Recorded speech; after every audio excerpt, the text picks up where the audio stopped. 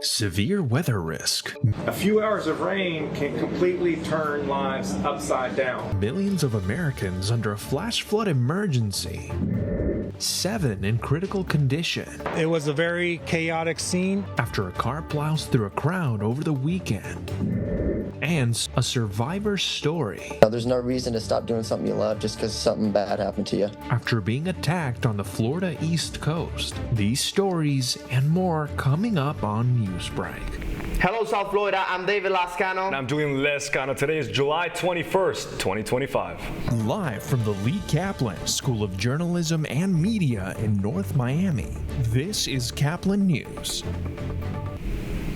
Strong storms and flood threats sweep over many parts of Washington, D.C. Millions of people are under the threat of strong storms and possible flooding this Sunday. Flash flood emergency was issued on Washington, D.C. Saturday, where several people had to be rescued from their cars. Many of the areas are already recovering from heavy rainfall this month. CNN reporter Jen Sullivan has more on these sweeping storms.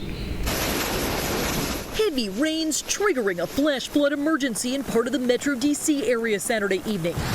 This entire road underwater in southern Maryland. Emergency crews had to rescue several stranded drivers in Montgomery County. How is this even possible? Lifelong resident Michael Starr Hopkins capturing this video of a car stuck in about a foot of water in northern D.C. More storms and possible flooding on the way Sunday. Many of the areas in the wake of Sunday's storm have already been saturated by rainfall this month. Like Chapel Hill, North Carolina, which was pummeled by rain from Tropical Storm Chantal. The governor declared a state of emergency for 13 counties. A few hours of rain can completely turn lives upside down. Parts of the New York City area are under a level 2 of 5 risk for severe storms Sunday. Earlier in the week, a flash flood warning was issued as rushing water spilled into subway cars. Water spewing up from the ground at this subway station in Midtown Manhattan Monday. 2 people were killed in the floods in New Jersey earlier last week. Then, lightning from another round of storms Wednesday killed 1 person and injured 13 others at an outdoor archery club in southern New Jersey, according to local police. This was a flash. I thought it was a bomb, and that was it. I was on the ground. Many worried what this next round of storms could do to areas already reeling from recent severe weather. I'm Jen Sullivan reporting. Sunday night turned tragic in Cordova, Tennessee, where 18-year-old Curry Adams, a freshman football player at Ole Miss, was shot and killed. Investigators say the shooting happened during a house party where uninvited guests showed up. 4 others were injured but are expected to survive. No arrests have been made. A Customs and Border Protection officer is recovering this morning after police say a robbery suspect shot him in the face. It was late Saturday night in New York City. He was shot at a park in Washington Heights with surveillance video showing 2 people on a moped approaching the officer, who was off duty at the time with a woman friend. Investigators say one of the men pulled out a gun before the officers pulled out his weapon and exchanged gunfire. Police say the suspect gunman, 21-year-old Miguel Mora, is the country illegally and has a history of violence.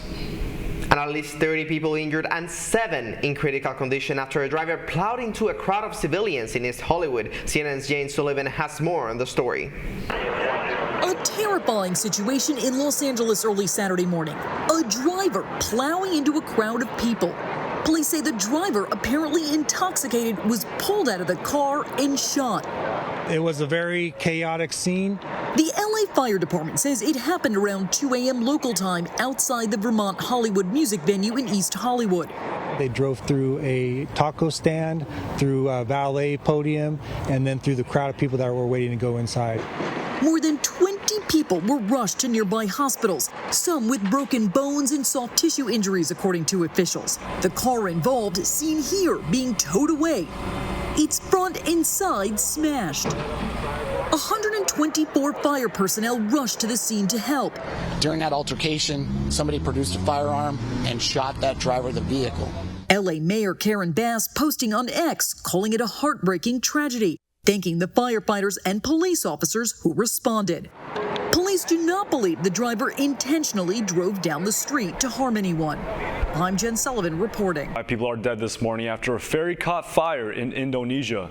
The passenger vessel went up in flames yesterday. 284 people were evacuated from the ship. More details are yet to come. A surfer teen had the real-life Jaws experience when a shark dragged him off a board at Smyrna Beach on Friday. Reporter Jones from West brings us more about this frightening experience. It's like being in your happy place out there in the water. It's very peaceful. Just like other sports, surfing comes with risks. There's no reason to stop doing something you love just because something bad happened to you. At 18, Sam Hollis knows the risks, which is why he says his friends and family were concerned, but weren't surprised when they heard it happen to him. I've been, around the water since I was a little kid. So, I'm sure in the back of their minds, they always, kind of not expected it to happen, but almost was like, okay, that's not like crazy that it happened to him, or it's not some freak accident. On the water Friday, when he was instructing, he says a big wave washed over. He got back on his board, letting his feet hang in the water, when he says a shark he didn't see. He just grabbed me by my foot and just yanked me off my board and was like, yeah, I'm going to have you for a little snack, man. And then I was like, having none of that, so I kicked it. The power of the kick propelled the shark away from his body, but not before the creature took a nibble, leaving serious bite marks on Hollis's foot. He says he was still able to swim away. So this is what it feels like. I was like, so this is what feeling attacked by a shark feels like. Hollis was taken to the hospital where he's recovering. He has some advice for people who happen to get bit while at the beach. Really, the best thing you can do is, again, just stay calm, kind of just, keep breathing. Obviously, you do have a wound, no matter how bad of attack it is, that there is going to be something you probably have to address. The surf instructor says what the shark bite won't do, though, is keep him away from the water. That's the first thing I want to get back out to doing, because I think it's important to not let something like this dictate doing things that you love. David Jones, West 2 News. 2 winning lottery tickets at 2 different stores sold to the same buyer. God sure has its favorites. That's still ahead, and so is the story. The best thing about cosplay is all the skills that people use to attack these really outlandish, crazy costumes.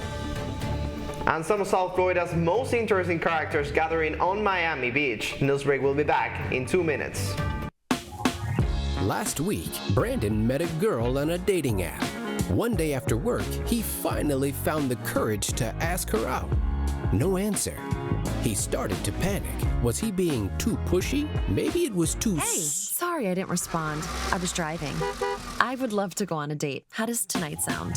Brandon tried to play it cool, but inside he knew. A girl so smart, so responsible. She must be a keeper.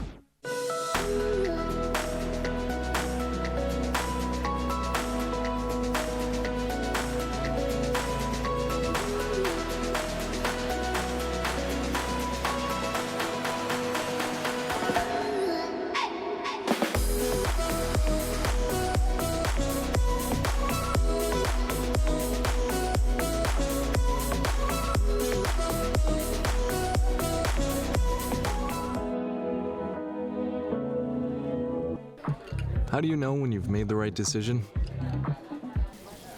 It's the feeling you get in your gut. The one that tells you what's right or wrong. It's the one that says, sure, I can have a drink. Or the feeling that says, okay, I've been drinking. Now what? It's the voice inside you that says, I'm buzzed. Better leave the car when it's time to go. Plan ahead. Catch a sober ride. Buzz driving is drunk driving. Every day. Millions of people are connecting. And even though we're overcoming obstacles, watching each other's backs, and banding together, we should still make an effort. We should still make an effort to get to know each other on a deeper level. Father, cosplayer, mentor, actor. It's time we take a step forward. It's time we take a step forward. Come together and discover how accepting our differences can make us stronger.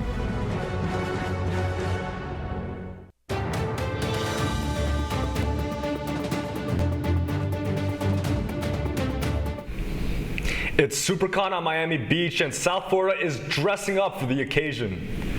Florida SuperCon brought thousands of people to Miami Beach Convention Center for a weekend of cosplay, comics, and pop culture. Caplin News reporter Jose Rodriguez has the story. At Florida SuperCon, wearing your regular clothes is how you stand out. Here, cosplay is the norm, and being yourself is the whole point.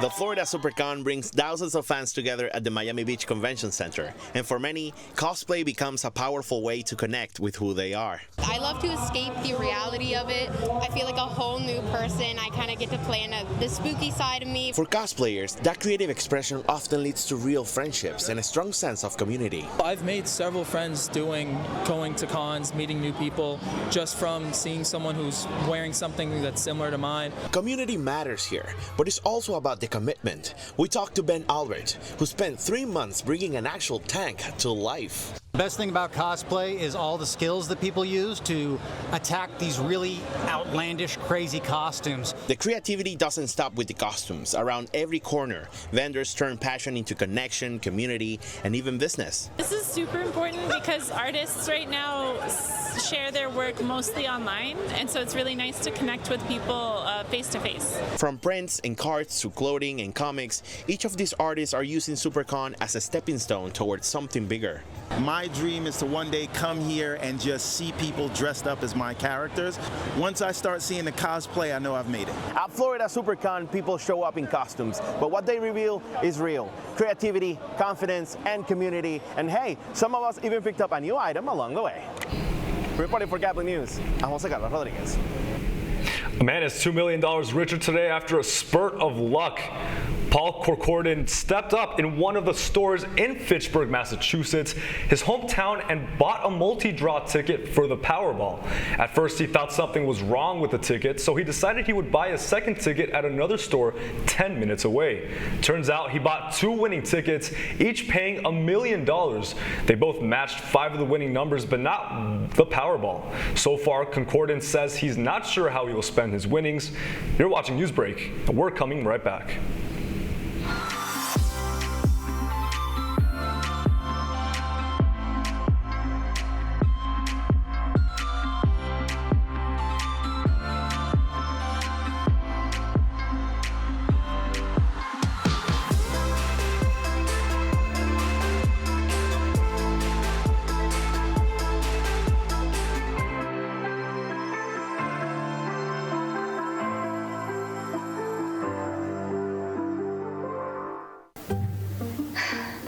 Really use a new tablet. I just don't have the money.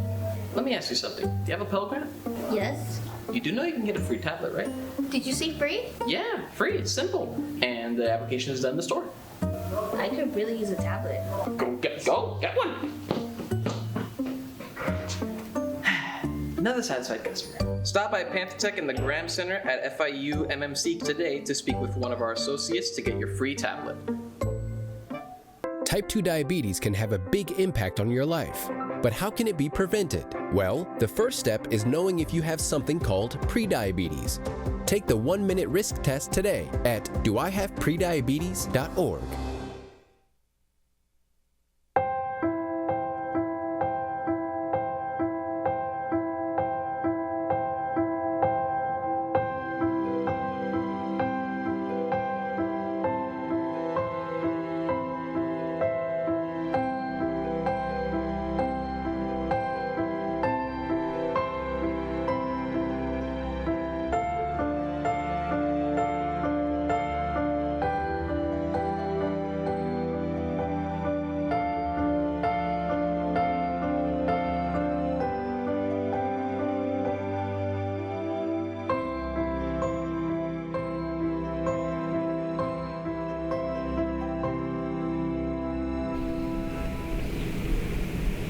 That's all the time we have for Newsbreak. I'm David Lascano. And I'm Julian Lascano. Get more news anytime at caplinnews.fiu.edu. And don't go anywhere because